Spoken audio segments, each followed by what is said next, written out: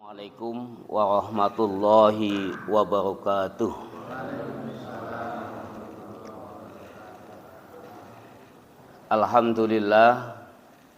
Alhamdulillahilladzi ja'ala hadza syahra siyamahu faridatan wa qiyamahu tatawwu'an.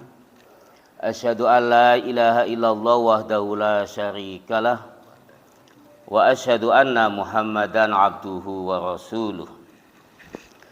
Allahumma salli wa sallim wa barik ala nabiyyina Muhammadin wa ala alihi wa ashabihi ajma'in, amma ba'd.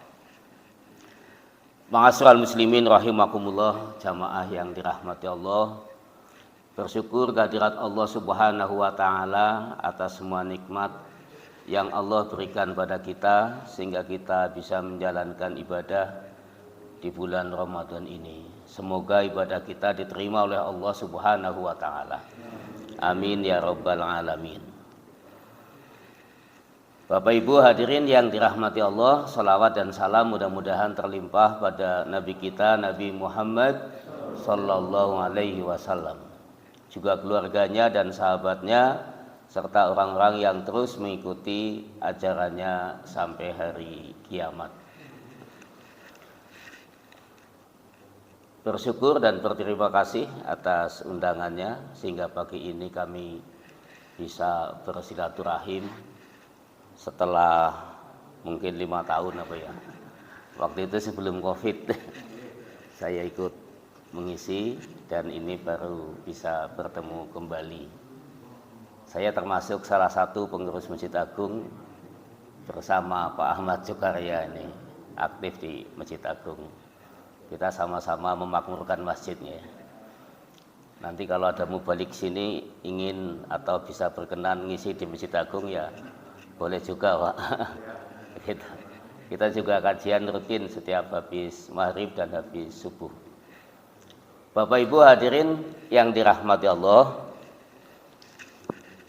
pagi ini kami ingin menyampaikan, ini menguatkan kembali ingatan kita dan untuk menambah semangat kita beribadah di bulan Ramadan.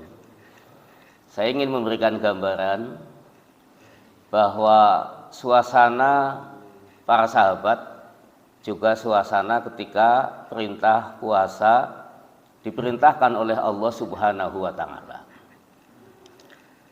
Kita mulai dari awal mula Rasulullah hijrah ke Madinah. Setelah 13 tahun dakwah di Mekah, Allah memerintahkan Rasulullah Muhammad SAW bersama sahabat untuk hijrah ke Madinah.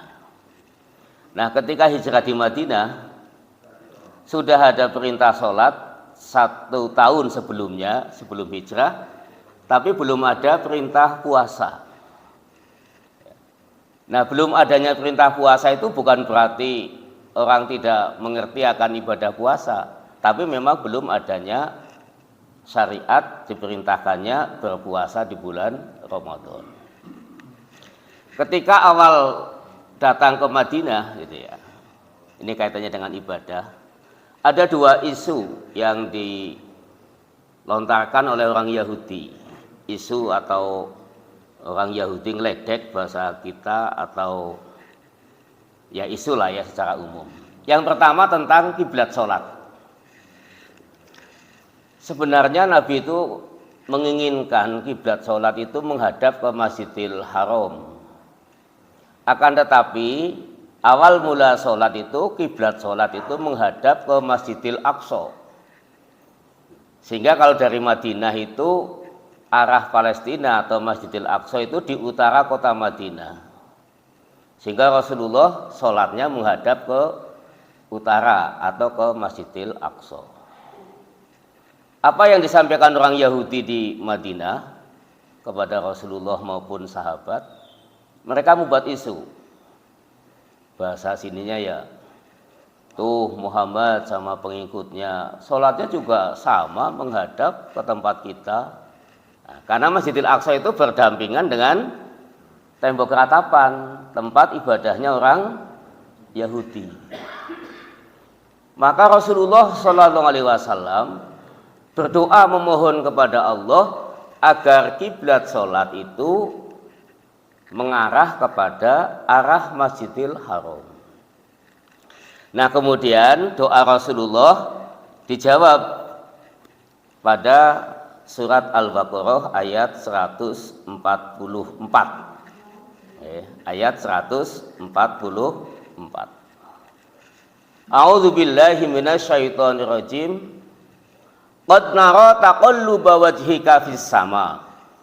Sungguh, kata Allah, kalau ada qad diikuti fi'il madi itu artinya sungguh.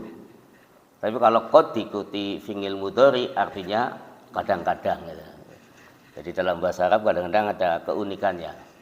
Qad nara, sungguh kami melihat taqalluba wajhika fis sama, bahwa engkau menghadapkan wajahmu ke langit. Falanuwalliyannaka qiblatan tardoha, untuk meminta memalingkan wajah ke arah kiblat yang kamu ridhoi. Fawalli wajhaka satral masjidil haram. Oleh karena itu hadapkanlah mukamu ke arah Masjidil Haram. Nanti ayat ini bisa dibaca lengkap ke belakang ya. Saya jelaskan sampai di sini. Sehingga saat itu sholat yang tadinya menghadap ke Masjidil Aqsa terus berubah menghadap ke Masjidil Haram. Peristiwa ini sudah berlangsung dalam catatan sejarah sekitar 16 bulan. Ini isu yang pertama yang dihadapi Rasulullah dan sahabat ketika awal di Madinah. Selesai isu sholat gitu ya, karena sudah menghadap ke Masjidil Haram. Yang tadinya dari Madinah menghadap ke utara, kemudian kiblat sholat menghadap ke selatan. Kalau Bapak Ibu tindak umroh, biasanya berkunjung ke Masjid Qiblatain, Masjid dua kiblat, di mana dulu di masjid itu pernah dilaksanakan sholat. Dalam riwayat ada yang mengatakan sholat duhur, ada yang mengatakan sholat asar, bahwa baru dapat 2 rakaat, kemudian ada informasi bahwa kiblat sholat diarahkan ke Masjidil Haram, sehingga kemudian dalam 2 rakaat itu kemudian berbalik, yang tadinya menghadap ke Aqsa 2 rakaat, kemudian yang 2 rakaat menghadap ke Masjidil Haram, sehingga masjid itu dikenal dengan Masjid Qiblatain, masjid dua kiblat. Kalau masjid ini kan sejak awal didirikan sudah menghadap ke sana ya Pak, jadi belum pernah ada sholat yang menghadap ke timur gitu. Ini riwayat ya tentang kiblat. Yang kedua, isu yang dihembuskan orang Yahudi. Ketika Rasulullah pindah ke Madinah itu belum ada ibadah puasa, ya, jadi baru ada ibadah sholat gitu ya. Nah kemudian betapa inginnya para sahabat untuk berpuasa karena mengenal gitu ya, orang-orang Yahudi itu berpuasa pada tanggal 10 Muharram yang dikenal dengan hari Ngasuro. Maka ketika terjadi peristiwa atau puasa Ngasuro, sahabat melaporkan kepada Rasulullah bahwa orang-orang Yahudi berpuasa. Rasulullah tanya, puasa apa? Puasa hari Ngasuro, yaitu puasa merayakan kemenangannya Nabi Musa alaihissalam dari musuh-musuhnya. Kemudian Rasulullah bersabda, ana ahaqqu bi Musa, saya lebih berhak atas Nabi Musa. Fasomahu wa amarun nasa bisiyami. Kemudian Rasulullah berpuasa dan menyuruh sahabat berpuasa. Sehingga hari itu tanggal 10 Muharram Rasulullah berpuasa. Apa yang terjadi? Orang-orang Yahudi buat isu lagi gitu. Tuh Muhammad nggak punya kan puasa, dia juga puasanya kayak kita. Gitu loh. Nah maka di bulan Sya'ban, peristiwa itu kan Muharram gitu ya, sampai bulan Sya'ban itu berapa bulan itu? Di bulan Sya'ban di tahun kedua, kemudian turunlah Quran surat Al-Baqarah ayat 183. Ayat puasa itu sebenarnya bukan hanya 183, tapi 183, 184, kemudian 185, 186, 187 yang berkaitan dengan ibadah puasa Ramadan. Nanti Bapak Ibu bisa mengulang kembali, ya mungkin sudah hafal, tapi bisa diulang-ulang kembali tentang ayat yang berkaitan dengan ibadah puasa 183, 184, 185, 186 sampai 187. Ma'asyiral muslimin rahimakumullah, jamaah yang dirahmati Allah. Nah, sejak itu Rasulullah berpuasa bersama sahabat dengan turunnya surat Al-Baqarah 183 sampai 187.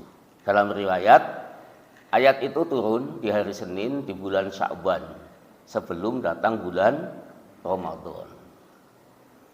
Ayat ini disambut dengan penuh sukacita.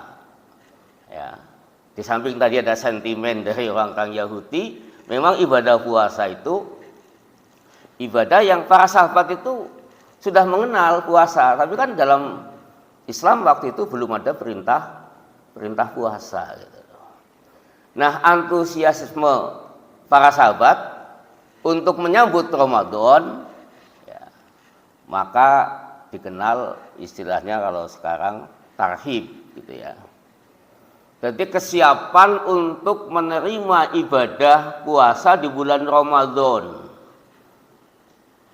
Turunnya di bulan Sya'ban, jadi sudah ada ancang-ancang waktu gitu ya. Ada persiapan, ada penataan dalam hati dan pikiran. Makanya disebut dengan tarhib, yang di dalam bahasa Arab itu dari kata rahaba yurahibu tarhiban. Artinya melapangkan, melapangkan dada untuk siap menerima ibadah puasa, ya. Tentu dengan kesulitan-kesulitannya. Maka dalam 185 itu kan isinya tentang kemudahan-kemudahan yang bisa didapatkan atas orang yang berpuasa. Gitu, nanti kita bisa telusuri ayat-ayat itu. Sehingga begitu masuk bulan Ramadan, sahabat itu hatinya sudah lapang, sudah siap untuk menerima ibadah puasa. Sehingga puasa itu bukan lagi sebagai sebuah beban, bukan lagi sebagai apalagi siksaan gitu ya. Tapi ibadah puasa adalah sebuah kenikmatan yang diberikan Allah kepada umat Islam gitu loh. Sebagai satu sarana untuk menjadikan kita semakin bertakwa. Memang kalau orang belum memahami puasa, apalagi belum menjalankannya gitu ya, asing tentang puasa, seakan-akan puasa itu siksaan. Saya ada tetangga kerja di luar, ketika mau datang bulan Ramadan, dia mau puasa, bosnya nanya, kamu nanti puasa, bahasa misalnya gitu ya. Iya. Loh, apa nanti nggak mati kamu puasa? Karena nggak punya bayangan sama sekali tentang ibadah puasa. Seakan-akan puasa itu adalah sebuah penyiksaan. Akan tetapi bagi kita umat Islam yang penuh dengan keimanan, gitu ya, maka kita menerima ibadah puasa itu dengan kelapangan dan keimanan. Makanya ayatnya berbunyi, A'udzubillahi minasyaitonirrajim, ya ayyuhalladzina amanu, wahai orang yang beriman, kutiba alaikumusyamu, diwajibkan atas kamu berpuasa.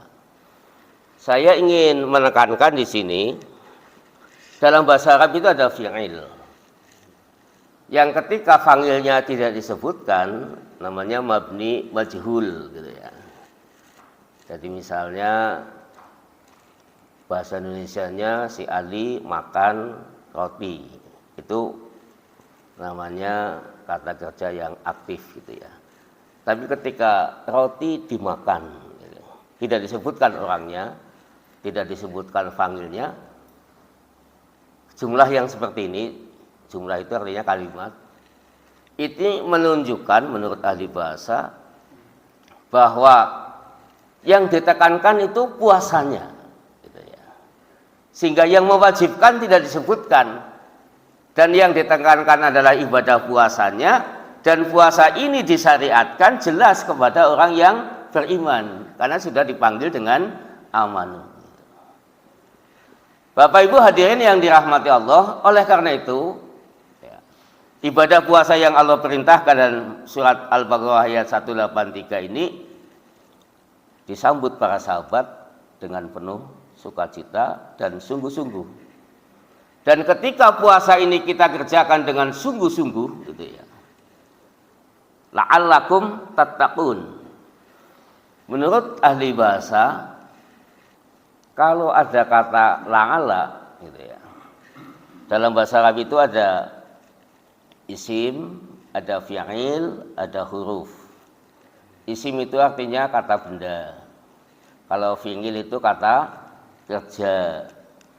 Kalau huruf, ya bukan isim, bukan fi'il, tapi ya huruf. Huruf itu artinya kayak kata sambung, tapi bukan seperti yang ala di atas meja, ala. Kalau di atas tidak menempel namanya fauqo.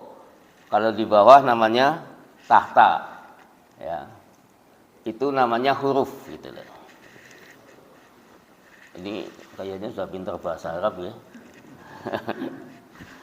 Ini saya etok-etoknya bergaya pakai menjelaskan bahasa Arab, dan keton pintar bahasa Arab ini. Bismillah. Bapak Ibu hadirin yang dirahmati Allah, ini saya ingin mendorong hajat supaya kita belajar bahasa Arab, Pak. Ada kajian bahasa Arab nggak di masjid ini? Oh, belum ada. Mudah-mudahan nanti diadakan. Kita sholat pakai bahasa Arab, kita berdoa pakai bahasa Arab. Orang sering bilang bahasa Arab sulit. Sebenarnya nggak sulit. Saya beberapa kali ke Arab melihat anak-anak kecil kalau ngomong pakai bahasa Arab semua, Pak. Nggak ada yang pakai bahasa Indonesia, pakai bahasa Arab semua. Ya, artinya apa? Artinya bahasa itu kalau kita pakai, kita gunakan, kita pelajari, insya Allah tidak sulit. Bapak Ibu hadirin yang dirahmati Allah, kembali kata la'alla. Menurut ahli bahasa, ketika ada kata la'alla kemudian diikuti, la'alla itu sering diterjemahkan semoga, gitu kan, supaya menunjukkan harapan.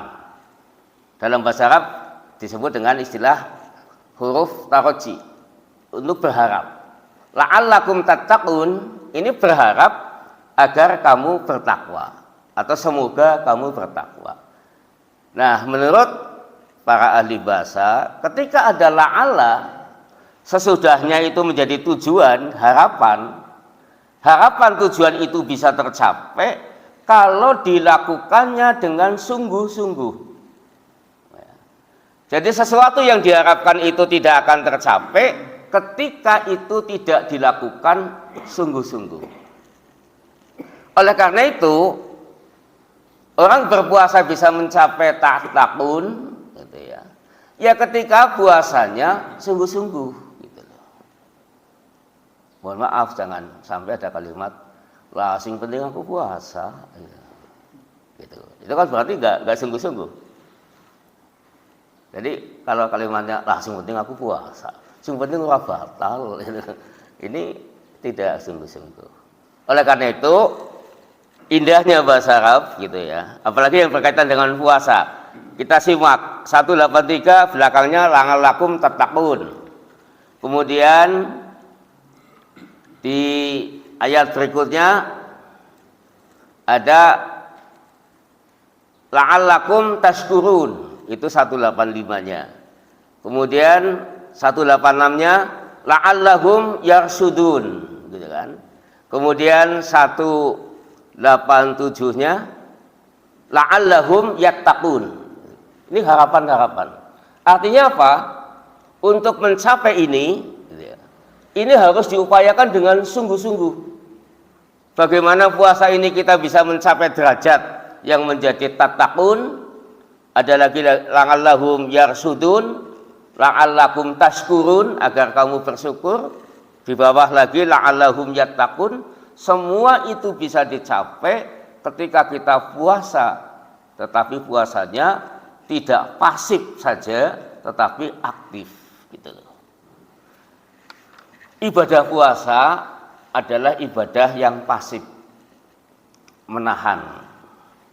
Ternyata menahan itu lebih berat daripada melakukan.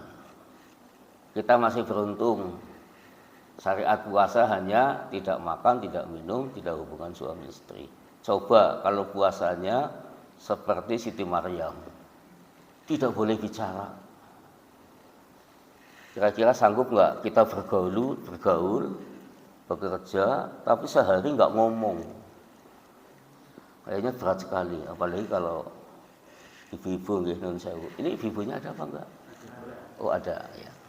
Lebih berat lagi, seharian tidak ngomong, dengan penuh tekanan. Maryam itu difitnah karena punya anak yang Allah takdirkan tanpa ada ayah, tanpa ada suami, yaitu karena kekuasaan Allah ya. Jangankan menciptakan anak tanpa ada ayah, sudah ada ibu ya. Allah menciptakan Hawa, istri Adam, tanpa ada ibu, hanya ada laki-laki. Jangankan itu, Allah menciptakan Nabi Adam, bahkan menjadi manusia pertama yang tidak ada asalnya atau tidak ada orang tuanya. Ini menunjukkan kesempurnaan Allah dalam ciptaan. Menciptakan Nabi Adam tanpa ayah, tanpa ibu, menciptakan Hawa tanpa ibu, hanya ada laki-laki, menciptakan Nabi Isa tanpa ada ayah, hanya ada ibunya, kekuasaan Allah. Kembali kepada masalah puasa. Ma'asyiral muslimin rahimakumullah, jamaah subuh yang dirahmati Allah.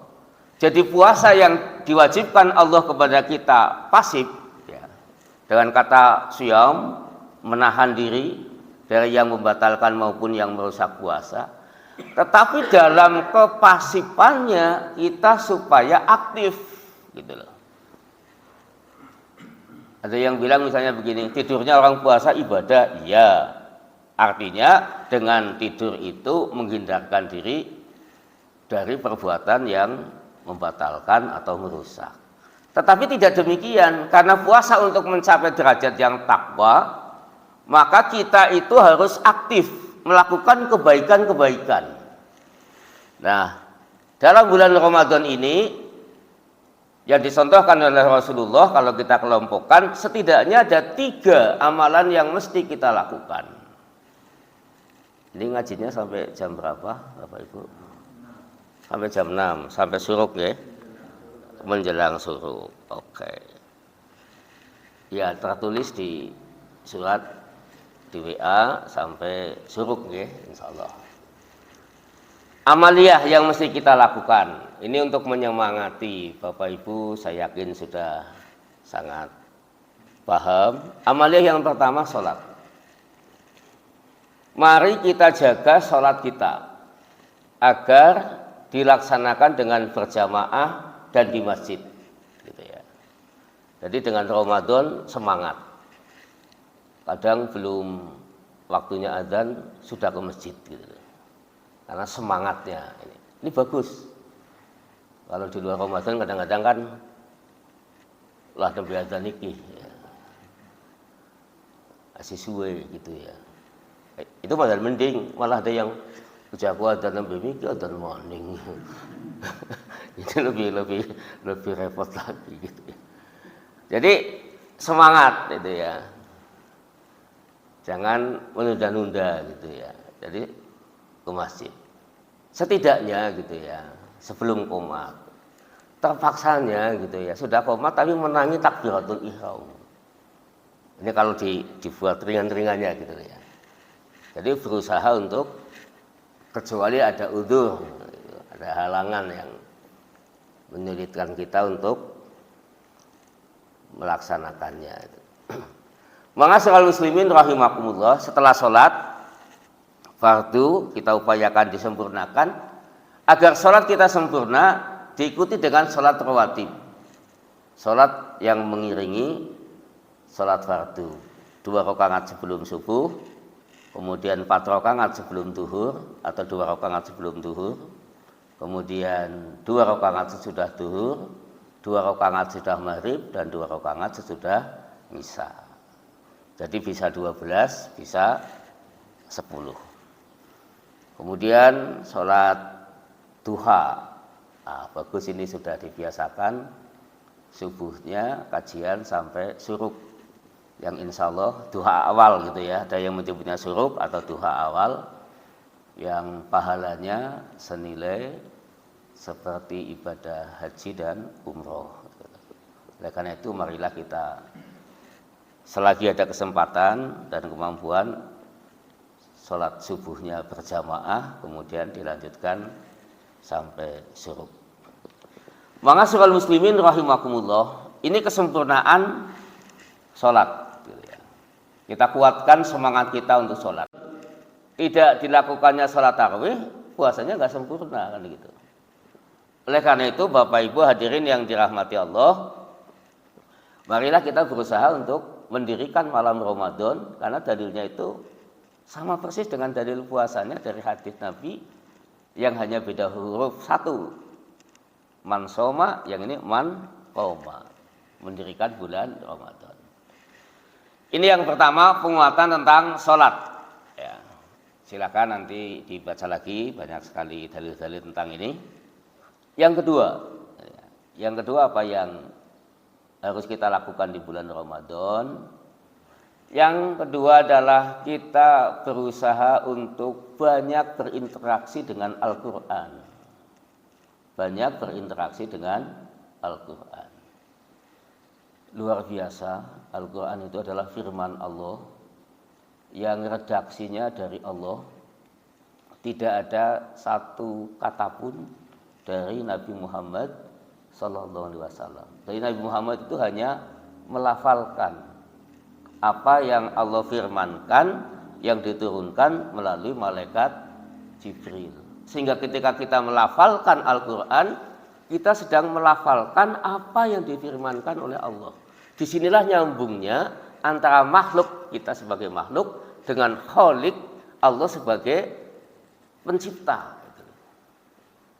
Sehingga gitu ya, ketika kita membaca Al-Quran, kita sedang menempatkan diri pada posisi makhluk yang kita sedang melafalkan apa yang diucapkan oleh Khalik. Yang di dalam Al-Quran itu ya, ada akhlak, gitu loh. Ada akhlak. Jadi Khalik, makhluk, di tengah ada akhlak. Apa itu akhlak? Akhlak itu adalah sesuatu yang diulang-ulang, yang kemudian melakukannya itu sudah tidak berpikir lagi. Itu berarti sudah menjadi akhlak. Contoh, ketika kita minum gitu ya, karena sudah terbiasa dari kecil, dibiasakan oleh orang tua kita minum dengan tangan kanan. Maka ketika kita minum sudah otomatis pakai tangan kanan, tanpa diterangkan, tanpa dibilangi lagi, sudah otomatis begitu minum kita ambil dengan tangan kanan. Artinya apa? Itu sudah menjadi akhlak. Jadi melakukannya dengan spontan. Nah, akhlak itu ada akhlak yang baik, yang mulia, ada akhlak yang tercela. Nah, ketika kita membiasakan hal-hal yang baik dan menjadi akhlak, Al-Quran itu menjadi sumber akhlak yang baik. Maka Nabi Muhammad SAW, huwa akhlakuhu Al-Quran. Beliau akhlaknya adalah Al-Quran.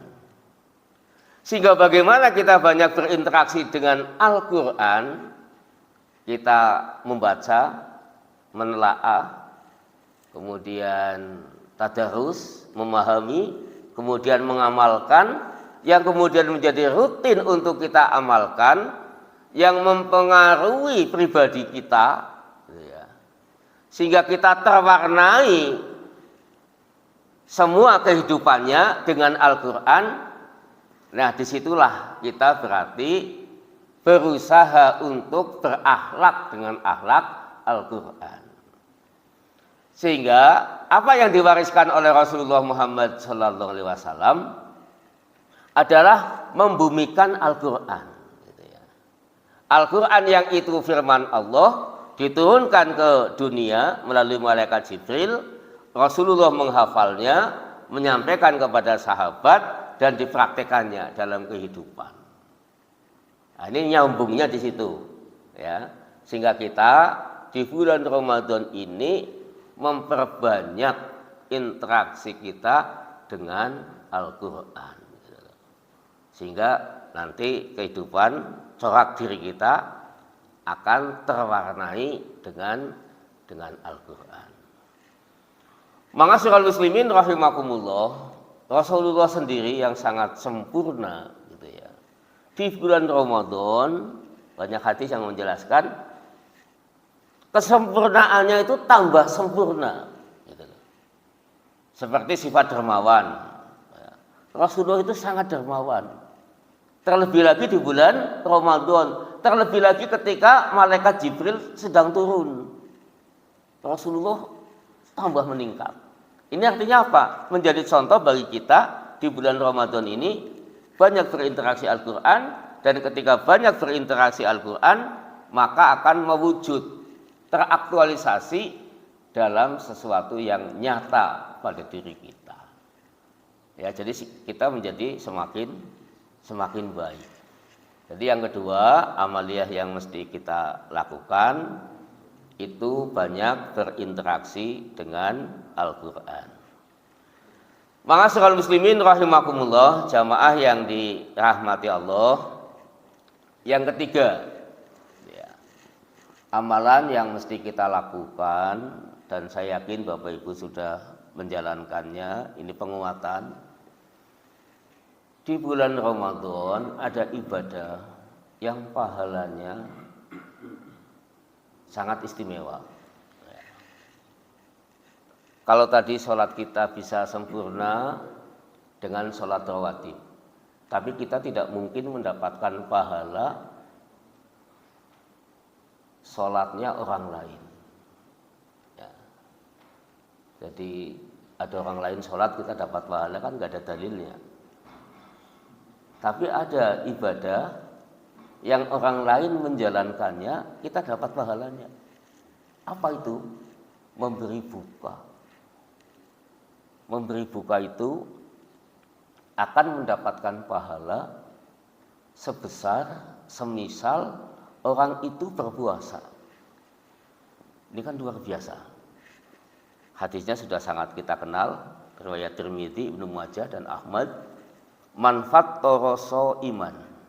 Barang siapa yang memberikan buka puasa kepada orang yang berpuasa, kana lahu mislu ajri, maka dia akan mendapatkan pahala seperti yang orang itu berpuasa.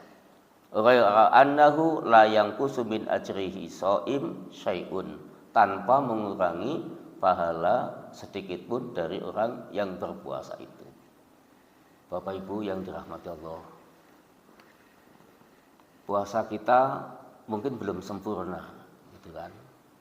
Tapi kita punya kesempatan di bulan Ramadan ini mendapatkan pahala yang banyak sekali dari pahala orang-orang yang berpuasa.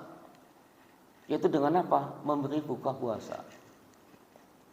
Oleh karena itu, marilah kita kuatkan semangat kita untuk menggelontorkan, untuk mengeluarkan sebagian dari rizki yang Allah berikan pada kita untuk memberikan berbuka puasa kepada mereka yang puasa. Jangan sampai kita alpa tentang ini, ya, karena pahalanya luar biasa. Coba bayangkan, kita memberi buka, maka dalam hadis disebutkan walaupun sebutir kurma atau seteguk air, kita akan mendapatkan pahala semisal dengan itu. Ya. Ini kesempatan yang luar biasa yang sulit didapatkan pada ibadah-ibadah yang lain. Ya. Kita nggak mungkin kan dapat pahala sholat dari sholatnya orang lain. Tapi kita bisa mendapatkan pahala puasa yang orang lain jalankan, yang orang lain lakukan itu karena kita memberikan buka. Dan hadis ini tidak membatasi yang berbuka itu hanya orang miskin saja. Lafaz hadisnya itu berbunyi man fattara shaiman. Barang siapa yang memberikan buka puasa kepada orang yang berpuasa.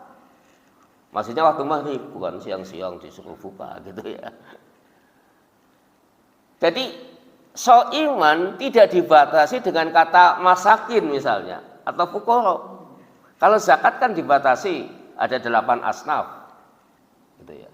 Tapi untuk memberikan buka puasa tidak dibatasi. Jadi semua saja bisa jadi gitu ya. Kita mungkin tidak lebih kaya dari orang yang memakan buka puasa yang kita berikan. Bisa jadi kita memberikan buka puasa kepada mereka yang lebih solih dari kita. Gitu loh. Ini yang luar biasa kan. Kita mungkin biasa banget gitulah ya. Tidak baik-baik amat kan begitu. Malah mungkin banyak dosanya begitu kan. Tapi kita mendapatkan pahala dari orang yang solih, orang yang baik, orang yang terjaga akhlaknya. Karena kita memberikan buka puasa. Oleh karena itu, Bapak Ibu yang dirahmati Allah, marilah kita kuatkan gitu ya. Untuk banyak memberikan buka puasa. Ya, di mana saja, di masjid-masjid terlebih lagi. Dan jangan dibatasi pada satu masjid. Gitu. Kan bisa jadi di sini orang solehnya 100, 200 kita kasih buka. Di masjid lain ya, ada orang soleh juga kan yang ikut berbuka. Orang yang terjaga akhlaknya kita memberikan buka, kita dapat pahalanya. Jangan sampai gerundel ya. Dimintai buka jawabannya lah jan wong nyuwun sampe masjid kok iki masjid iki njaluk maning gitu. Nah ini eman-eman gitu ya. Jadi kita berbagi di bulan Ramadan untuk banyak memberikan buka puasa gitu loh. Daripada kita memberikan sedekah niatnya di perapatan yang malah itu melanggar perda, bisa kena denda. Lebih baik kita gunakan kemampuan kita untuk memberikan buka puasa. Oleh karena itu saya ingin mengajak, kalau Bapak Ibu, terutama ibu-ibu, menabung setahun untuk persiapan Lebaran. Nah, ini kan. Sekarang kita ubah mindsetnya, menabung setahun kita gunakan untuk Ramadan.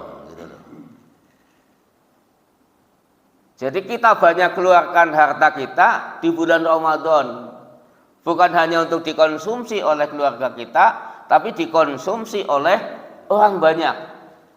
Yaitu dengan memberikan buka puasa ke berbagai masjid. Bahkan mungkin tidak terikat pada masjid-masjid di sekitar kita, bisa jadi masjid-masjid yang jauh kan. Karena sekarang kan donasi sangat mudah, bisa melalui rekening yang ada di pelosok desa atau di satu tempat. Seperti kemarin kami sebelum Ramadan ya, Masjid Agung mengadakan pelatihan atau pengajian akbar yang mengundang ketua takmir dari Sragen itu ya. Itu diceritakan juga banyak donasi yang masuk dari orang-orang yang jauh, ada yang dari Kalimantan, dari mana gitu ya. Karena zaman medsos sekarang ketika diunggah di YouTube, ya, TikTok, di IG, gitu ya, kegiatan itu menarik, menimbulkan kepercayaan pada publik, pada orang-orang Islam, mereka berdonasi. Ya. Jadi kita sekarang mudah untuk mengamalkan hadis ini. Kalau pada zaman Nabi digambarkannya, disebutkannya dengan kurma sebutir gitu ya, atau seteguk air. Nah sekarang kita bisa donasi ke berbagai wilayah dengan transfer uang yang di situ ditujukan untuk buka puasa. Jadi kesempatan untuk berbuat baik lebih mudah. Bapak Ibu hadirin yang dirahmati Allah, sudah hampir suruk. Jadi mari kita kuatkan banyak hal yang ingin kami sampaikan. Mudah-mudahan apa yang sedikit kami sampaikan memberikan manfaat. Dan dalam surat Al-Baqarah 185 ujung dari ayat itu berbunyi wala'allakum tashkurun, agar kamu bersyukur.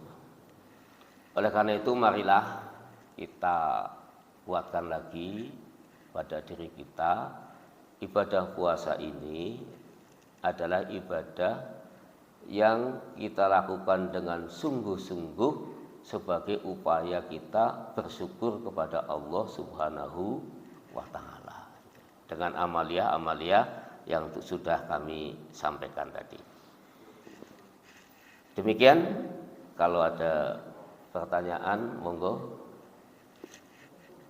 Kalau tidak ada, kita cukupkan. Mohon maaf apabila ada kesalahan dan kekurangannya.